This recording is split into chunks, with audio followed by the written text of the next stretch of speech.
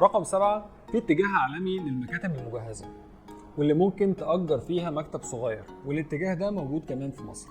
والمكاتب الصغيرة مطلوبة، فممكن تاخد وحدة إدارية وتقسمها. وعكس المبدأ ده بتطبقه شركات التشغيل على المحلات، فبتضم أكتر من محل صغير على بعض وتأجرهم كمحل كبير للبراند يقدر يدفع إيجار أعلى. طيب إيه أسهل طريقة تقدر تختار بيها مع اعتبار إن بقية المميزات زي بعض؟ الوحدة الإدارية هتكون اختيار أفضل لأنك هتقدر تشتري مساحة أكبر بنفس الميزانية.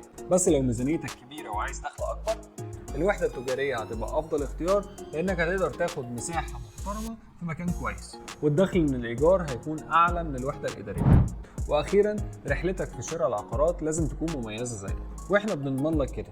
وعشان إحنا مؤمنين بالأماكن اللي بننصحك تستثمر فيها، إحنا كمان استثمرنا فيها. فلو بتفكر تشتري في العاصمة وعايز تحقق أكبر عائد على استثمارك، سجل بياناتك أو كلمنا وهنساعدك مجاناً تحقق أعلى عائد.